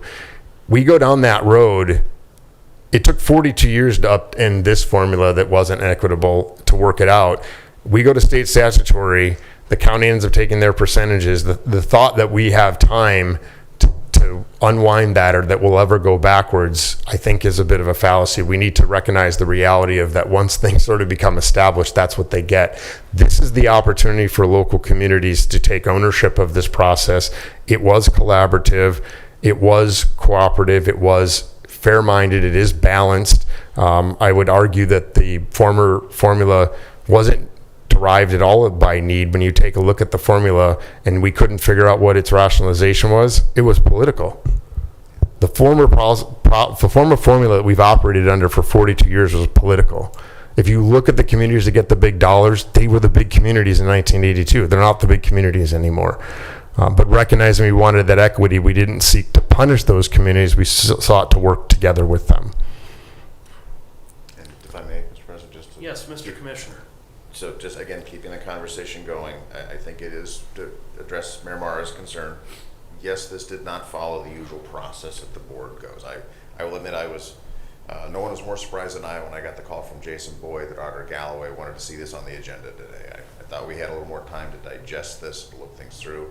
I will tell you, our prosecutor's office, they really kicked it into high gear. I can tell you, working with Dave Hackman, Kelly Eccles, and I believe Chuck Colson also reviewed everything, that what the resolution before us captures the legal necessities. And I believe the exhibit, the actual language, captures what was publicly discussed at Auburn Career Center. So those concerns were addressed rather expeditiously, albeit again, it's not our usual process. I think the boxes have been checked off. Dave, if I'm not stating that correctly, please. Okay. And you know, one of the comments, you know, about litigation, you know, if we had to go with the state statutory, it is worth repeating that litigation overwhelmingly is one community accusing another community of overstating their needs. I don't know if you wanted to expand on that. Yeah, I think actually Ken Filipiak couldn't be here from Mentor, and he did a lot of lifting on this, did a lot of work, provided a great deal of leadership, and it was him that really pointed out the cooperativeness and the timeliness. And again, I don't want to, but the Commissioners Board right now leading, because when this was taken up in 2012, it wasn't a contentious process, and the local government stepped away from it and said, we don't want to deal with it because there was no leadership, there was no sense of equity. And I think it's important to recognize that we're at this point of cooperation, and that it's time to get it done. We are under time pressures to get this done, and we have something. We don't have viable options. I know Mayor Mara spoke about, I saw one of 3 that he presented. He's talked in the last few weeks about other formulas. I've never seen an example, a projection, a demonstration of that. I know it was showed to a few members who said they didn't like it, and then not every member of that committee had the opportunity to view his work. So I couldn't even begin to comment on whether I thought it was constructive or not. I don't know what its result was, whereas the work of this committee has been very transparent, very, very down to numbers, very easy to figure out. And I do support the timeliness of getting this done now. I think it's critical. And also in the interest of representing our auditor, he was not able to be here today. You know, one of the key things that was pointed out is this formula, this alternate formula. This is the plan. Yes. And I think it's, I can't say it any better than Auditor Galloway at the public meeting. It's up or down. You know, that it cannot be amended, and if there is an amendment offered by any one of the communities, it's equal to a no. Correct. If you want to expand on that. Yeah, so we're at a point now where I know a lot of members, excuse me, council members, trustees, whatever, are used to being able to do that. If we don't have uniformity across the county, we all need to be on the same page. This has to be ratified by a majority of the counties, with the biggest city in the county, the city of Mentor, and the county having the veto authority. So you folks setting the tone. Passing it today starts. If Mentor passes it, then it's up to a majority of the remaining entities to adopt it through ratification. But there has to be uniformity. There can't be one community that has an exclusion or an exemption or a change. It's up or down. We can't reconcile different versions. This isn't Congress. This isn't the House and Senate where there's reconciliation of a bill. We don't have that option. Thank you, sir. Thank you. Any further questions? Mr. President, Mr. Commissioner. I'd like to commend the committee, and you know, when they first proposed this, and I think it's important to note that the state of Ohio required us to look at this year, and they set the timeline. So that kind of forced this to move forward. And I think everybody knew that, you know, there's going to be a redistribution of the pie, so to speak, and the pie was never cut in even slices to begin with. Right. So this is a way to do that. But when they first proposed this late last year, early this year, I said, this is going to take 2 years. This is going to take forever. How are you going to get people to? So I commend all the communities and their leaders to get together. And it's just another thing I think we're proud of, Lake County, is the communication of the leaders, and to get something like this done in 5 months to where most everybody understands what they had to do, what their role was, how they were going to come out at the end of this. And everyone's somewhat satisfied, but somewhat unsatisfied, which any negotiation that's worth it, everyone walks away a little bit unhappy.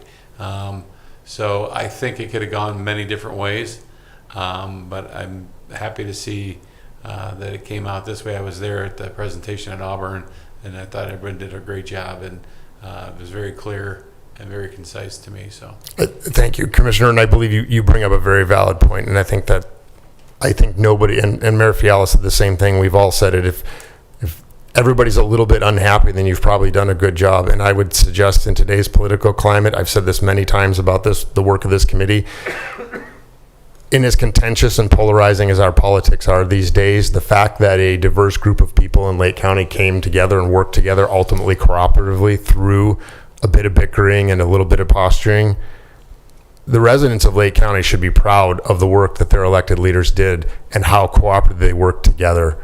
We acted as a county, not as self-interested, and as one of the communities that could have gotten more, maybe. I feel proud of the work that we did, and I'm pleased to share with the success of it with the committee, and everybody deserves a round of applause and a pat on the back for their effort. Thank you. Thank you. Any further questions for Trustee McIntosh, Mayor Mara, or Mayor Fiala? Maybe just one more for Mr. Commissioner? So, Do you need to meet, or? possibly. Okay. You might want to, because again, from the matter of law, I think it is also appropriate to thank Prosecutor Colson, the prosecutor's office staff, the lawyers down there, because this was a heavy lift on their part. That when the question was posed to them, there was months of research, and when it was the now infamous memorandum came out, there were a number of law directors that were in opposition. They had theories opposing it. There were requests, if not outright demands, for an attorney general's opinion. And we did go through that process. Their concerns were given due consideration, but Prosecutor Colson's decision stands. I think we've all substantially accepted that. Going forward, I don't want there to be any cloudiness as to the validity of that opinion, because that is one of the things, is this an opinion? Well, that's a term of art, as our professor would point out, that's a term of art, but the reality is that is our rule and guide. When our prosecutor says something is not a valid instrument, we have to abide by that. And as a member of the Budget Commission, I believe Prosecutor Colson pointed out that he could not support continuing with the 1982 formula, which again, by way of background, which is why we're saying for 2024, because of logistic reasons, there was no practical way to get an alternate formula in place. Else we would have fallen to state statute. There was no opportunity, given the timing, to practically implement that. Right. So there were a lot of necessities that brought us to where we are. And again, I think our prosecutor's office deserves a tip of the hat for all their efforts. I don't know if you want to add to that, or. I agree. I mean, it's been I know that all of our various law directors weighed in on this early and had comment, but we ended up working everything out, working together, and like I said, I couldn't be more proud of the work that we did. Thank you. Thank you. Thank you, Mr. President.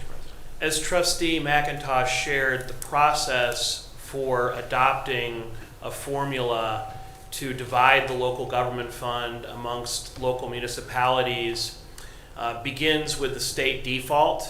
A few mentioned that if we do not adopt an alternative formula, we will be forced into the state default formula. That would increase Lake County's share of the pie. I'm told by our budget manager we would get a minimum of twice what we currently collect. And given that it is ultimately a need-based process with budget hearings and evidence presented, that number could well be, as much as Trustee McIntosh suggested, a total third of the budget. But the commissioners felt it was important that we left this consideration to the cities, and we didn't impoverish our local municipalities by trying to take a larger share. So in Appendix A to the resolution, it clearly states that the county's share will remain at 10.8507%, which is exactly what the county has received in the past. We've confirmed that with our budget manager prior to this meeting. So the county is maintaining its current share, which, for the record, depending on how you calculate the county's share, we are either the lowest or second lowest percentage in the state of Ohio for what counties get from their local government fund. So I hope that this reflects the commissioner's commitment to supporting all of our municipalities and running county government in a very conservative and fiscally responsible way.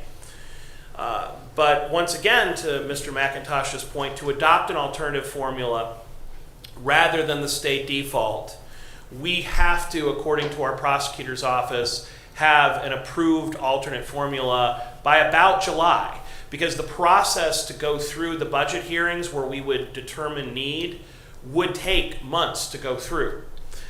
And it's important to understand that the results of those budget hearings, which would be before the Budget Commission consisting of the county prosecutor, county treasurer, and county auditor, could then be appealed to the Ohio Board of Tax Appeals and litigated conceivably all the way to the Ohio Supreme Court or beyond.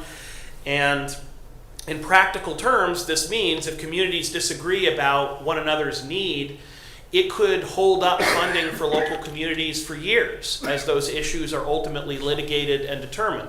That may or may not be why all but one county in the state currently has adopted some form of alternate formula. So it would appear that our peer counties, our peer cities, townships, villages agree that the default is very hard to implement in practice.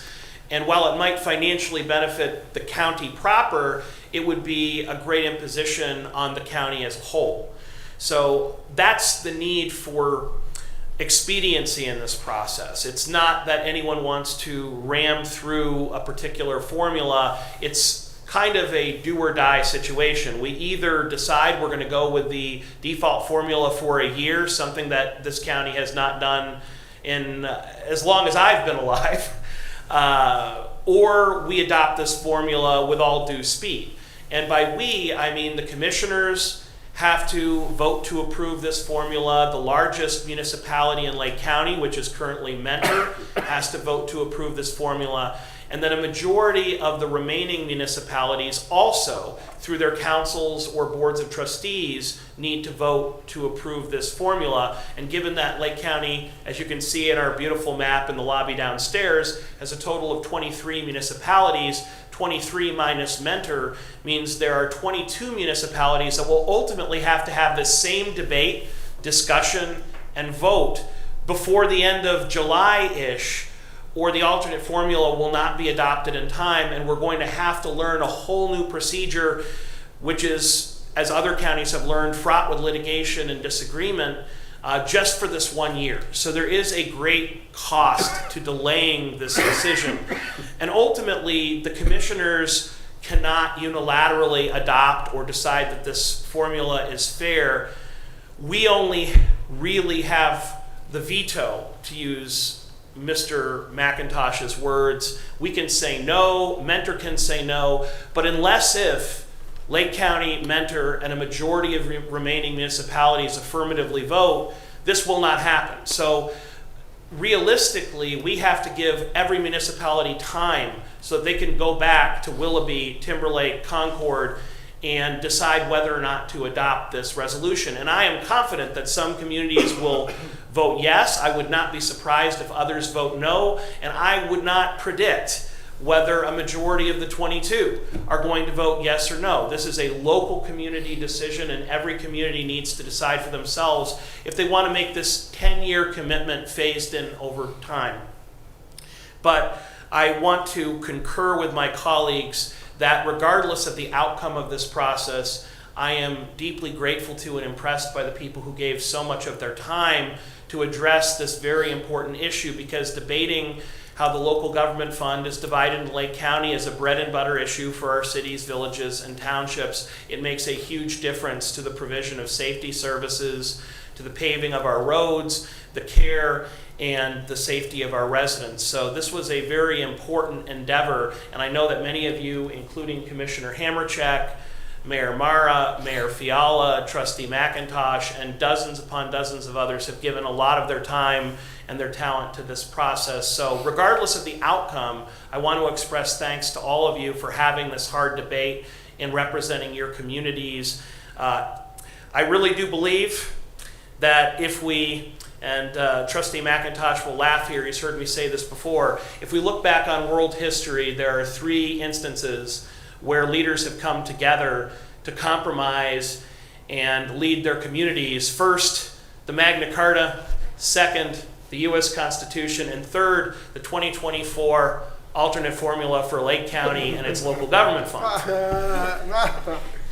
Because it is that kind of a process. This is like the Constitutional Congress. People are coming from different communities with vastly different interests. The Constitution was not adopted with unanimous fanfare. In fact, some would only vote for it if they believed there would automatically be amendments to it, if they believed that the Bill of Rights would pass. And we know that Thomas Jefferson, as the author of the Bill of Rights, was not in support of the Constitution without knowing it would be amended immediately after it was adopted. So this is, whether it passes or fails, an imperfect compromise, but I want to put emphasis on the word compromise. This has been an incredibly difficult process for all of our local leaders, and I really stand in awe of Mayor Mara, Mayor Fiala, Trustee McIntosh, and the hard work that they have all done together. And I want you to know that your residents and your neighbors have similar gratitude for you as well. Any further discussion, gentlemen? On the issue of amendments, though, I think we should emphasize in the future, if there are any changes, it is statutorily prescribed as the method by which things would take place. That is encapsulated and captured here in the body of our resolution, the revised code reference. So there is a process, but that would be after the 10-year mark. And right now, the only amendment would be, I believe, Metro Parks is the big outstander. Thank you. Any further discussion? Hearing none, Madam Clerk, roll call, please. Commissioner Hamercheck. Yes. Commissioner Rigovich. Yes. Commissioner Plechnik. Yes. In the Finance Department, resolution approving payment of bills as listed on the Commissioner's Approval Journal in the amount of $2,971,063.05. Move to approve. Yes. Yes. Second. Any discussion? Any discussion? Commissioner Hamercheck. Yes. Commissioner Rigovich. Yes. Commissioner Plechnik. I take it that there was no discussion. Next resolution. Resolution approving purchase orders as listed on the Commissioner's Purchase Order Approval Journal in the amount of $323,077.12. Move to approve. Second. Any discussion? Hearing none, Madam Clerk. Commissioner Hamercheck. Yes. Commissioner Rigovich. Yes. Commissioner Plechnik. Yes. Resolution increasing and decreasing appropriations for various non-general fund accounts. Move to approve. Second. Any discussion? Hearing none, Madam Clerk. Commissioner Hamercheck. Yes. Commissioner Rigovich. Yes. Commissioner Plechnik. Yes. Resolution transferring appropriations within various general and non-general fund accounts. Move to approve. Second. Any discussion? Hearing none, Madam Clerk. Commissioner Hamercheck. Yes. Commissioner Rigovich. Yes. Commissioner Plechnik. Yes. With the conclusion of resolutions, it's time for departmental reports, beginning with utilities. And I would ask Mr. Roethlisberger, if you wouldn't mind, we had several residents express concerns about water, stormwater, sewer issues in public portion. If you wouldn't mind addressing them as best you can. I know it's off the cuff, but would be grateful for any answers you can give. Sure. I guess the stormwater comment in Paynesville City, I don't know the exact jurisdiction there between the stormwater departments and the Paynesville City. It depends on whether it's a city road or a county road. or and what size sewers those are. And commissioners and the resident, I'll be chatting with Mr. Miller, Stormwater Management, to get, I believe that is on the radar, so I'll take that one. I'll get the correspondence from Clerk Bell, and we'll be in contact. And I do want you to know that we received your letter, and it was forwarded to Mr. Miller already, so we've started the process to try to get answers to your questions. In addition to that, we did have a information meeting last night regarding a proposed sanitary sewer on Northridge Road in Madison Township. Based on the tone of that meeting, and we also passed out comment sheets that we'll be collecting over the next week or so to determine the appetite for moving forward with that project with the property owners. But based on last night's meeting, I think that we'll likely be having a public hearing sometime this fall. So look forward to having that, moving forward with that project. Thank you. You're welcome. Job and Family Services. Thank you, Commissioner. I just wanted to reiterate what was mentioned earlier regarding World Elder Abuse Awareness Day and the walk that is scheduled for next Thursday, June 13th. We would encourage any member of the public who would like to support us in that walk to join us at the Job and Family Services building at 11:45 and to wear the color purple, which is the color that symbolizes raising awareness regarding this topic. I unfortunately will not be able to participate in the walk next week. I will be out of town, but I'm leaving this event in the very capable hands of my colleagues, and thank you again for raising awareness about this. The other thing I wanted to mention, because this comes up a lot with our Adult Protective Services Division, is that if individuals want to report suspected abuse or neglect at nursing homes or in assisted living facilities, individuals should contact the Ohio Department of Aging's Office of the State Long-Term Care Ombudsman, and that phone number is 1-800-282-1206. Certainly at Job and Family Services, we could also take reports regarding concerns regarding nursing homes and assisted living facilities, but then we report those concerns also to our state partners. So thank you. Thank you. Madam Clerk,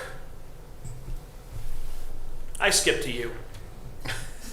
Okay, I'm ready. So the next commissioner meeting is going to be Tuesday, June 18th at 10 a.m. and we do not have a meeting next week. Legal. No reports, Commissioner. So the longer report. Mr. Boyd, our county administrator.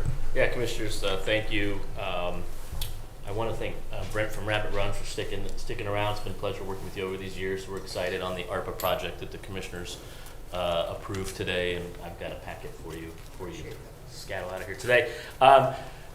Weekly update on our Lake County Public Safety Center. We're really hitting our stride now in I would call the 5th or 6th inning of project planning and design with HOK, Gil Bain, and the entire consulting team. I'll be giving a more formal presentation on Tuesday the 18th at this meeting. I know the sheriff had to take off for another commitment. We'll have some slide renderings of what the building looks like, a site plan as far as traffic circulation, etc. We will be formally submitting to the city of Painesville in the next week or so. Had great conversations with City Manager Lewis and his planning staff.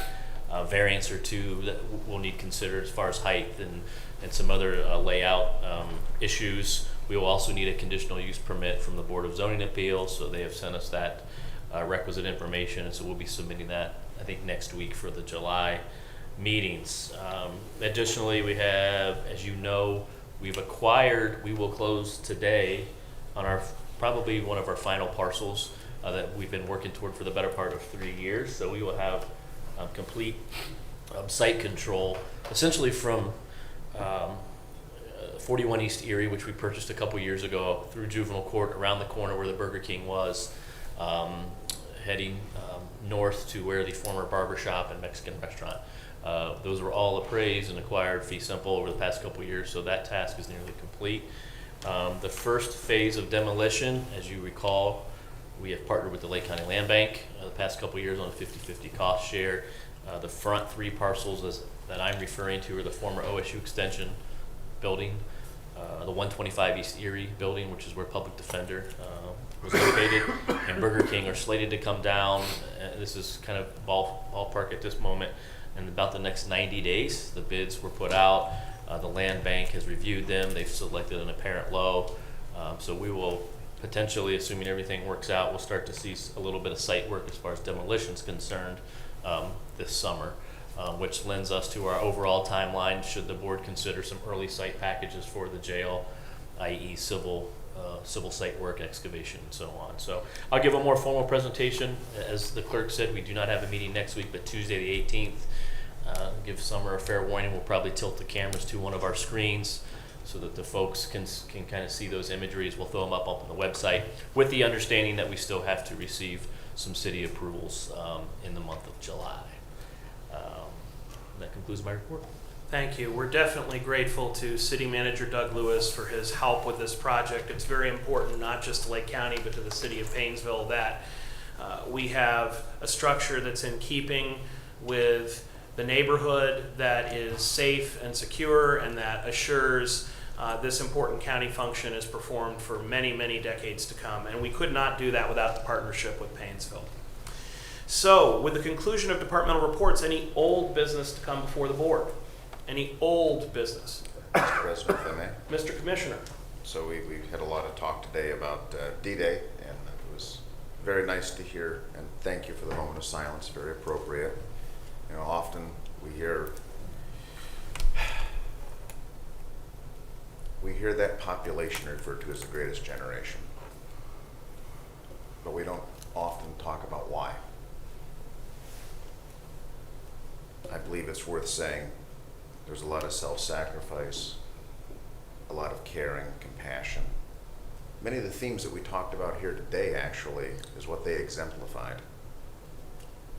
And our veterans, very often, you don't know about their service record until they're having their funeral service. I've been to many of these over the years. I personally lived it with my uncle. Had no idea. His own sister, my mother, had no idea. These are the things that took place on shores far, far from here that gave us the ability to say and do the things we do today. Let's not squander it with petty pecks and quarrels. I think we should honor their memory by conducting ourselves in honorable ways. That would be one true testament to their sacrifices, both large and small. Thank you, Mr. President. Thank you, Mr. Commissioner. Any more old business? Hearing none, any new business? Mr. President? Mr. Commissioner? So there was a reference earlier to the pension program, PERS, and the increase on the employer component. I think it's important that this board knows that the impact that we would likely see would be about $1.2 million additional in our budget. So looking forward, we're going to need to be aware of that. I think we dodged a bullet this year. I did see the distribution come out that right now it's the continued, as what we've seen in the past, contribution. But there very likely will be an increase that we're going to have to absorb and deal with. So I just want to get that in front of us so that we know what we're dealing with on a go-forward basis. Thank you, sir. Thank you. The only item I have for new business, and I want to share this with my colleagues generally in the public, is that in reviewing the planning and zoning master plans, the comprehensive plans for different municipalities in Lake County, I had the opportunity to read through Mentor's comprehensive plan, really an outstanding forward-looking document published in 2011. And I noticed that none other than Jason Boyd was in the acknowledgments, our Lake County administrator, and he shared with me that he was substantially involved in authoring that document. And what I asked of Mr. Boyd and what we are going to begin work on is a comprehensive plan for Lake County, which looks at our land use, economic development, and population trends, our partnerships with the 23 municipalities therein, and our hope for the future. because a comprehensive plan is a guidepost that helps us to thoughtfully plan the future rather than having haphazard growth or sprawl. And given that Mr. Boyd came up through our planning department, ultimately becoming its director prior to his promotion to county administrator, no one is more qualified than he is to lead an effort in comprehensive planning. So I just wanted to share, according to Mr. Boyd, the last comprehensive plan that Lake County adopted was in the 1960s. There was some talk under Commissioner Offeldish in the early 2000s, and some drafts were bandied about, but ultimately no plan was adopted. So we are well overdue to have a thoughtful look at the development of the lakeshore, economic development, population trends, and where Lake County wants to be over the next 10, 15, 20 years and into the future. So just wanted to share, very grateful to Mr. Boyd for his expertise, and we're in the very initial stages of exploring what that process would look like, but it's important for us to grow thoughtfully, and we are very blessed that Lake County is a growing county. Would you like to add anything, Mr. Boyd? Yeah, thank you. That was a great conversation you and I had a day or two ago. I want to also note that David Radacci, the current director, was instrumental in that document, along with the city officials, et cetera. You know, and I agree. One of my first tasks when I was hired here in 2000 was to review a draft plan in the late 90s. And I don't think, as we spoke, that it was ever adopted. So the Planning Commission in the early 2000s, we really focused on community plans, notably the townships, which is our quote-unquote clients by the revised code, and spent a lot of time in the early 2000s with Concord officials when the hospital was announced, Lane Road analysis in Perry Township, the Madison Township Conference. So we have some experience, but the county plan, which I completely agree is long overdue. David and I, we've exchanged a couple emails yesterday about drafting an RFP under the guidance of Planning and Community Development, myself, and looking at this. The timing is right with the relatively recent demographic data, a lot of activities in the communities, and we will scrape their current documents and analyses, work with the Development Authority, the lakefronts, et cetera, and I think we can put a really, really awesome document together in probably 12 to 14 months once we get started. Thank you, Mr. Boyd. Any more new business? If I may. Mr. Commissioner. Just going back to, I believe, the timeline you were talking about, the suggestion back when Commissioner Offeldish was talking about that, and Jason, you might be able to expand on this a little bit. I don't know if you were on Willoughby Hills Council and Commissioner Riggich, if you were involved at the time, but I know one of the concerns had to do with home rule, jurisdiction, aspirational versus achievable. Anything we do is going to have to be harmonized closely with each individual community. It can't be seen as the county coming in and telling us how it's going to be done, because we have no legal authority to do that, but an overall theme, something that stitches this all together, and that air of cooperation. I just, again, think that that's reasonable. Jason, if you that's well said. Obviously, we respect immensely the municipalities and their local zoning, their local planning, ordinances, et cetera. This will be a higher level analysis of trends, best management practices. You know, smart growth was a hot topic in the late 90s, early 2000s. The mayor knows these terms. Mixed use development still is thrown around. So we will have lots of public meetings and hearings and sit downs with local, the Toms of Willoughby and Kathy and Mentor and the township zoning folks. So yeah, excellent point. I'm glad you brought that up. So thank you. But we'll also look at major transportation upgrades. In the 1965 plan, the population was forecasted to be 365,000 people in 2000. That's because the data analysis was post-World War II. They were looking at Willowick and Wickliffe on Holy Cow. Matter of fact, it's a really impressive map that's at the end of the document. It has another airport in Madison when you look what they thought in 1965. So it had the Center Street interchange was on that document. So we'll look at some of those macro level planning initiatives as well that may be more state or federally funded, mandated type of thing. So yeah, thank you for that. Thank you, Thank you, Mr. President. Thank you. Any further new business? Hearing none, I would entertain a motion to adjourn. I'll make the motion. Seconds. Madam Clerk, roll call, please.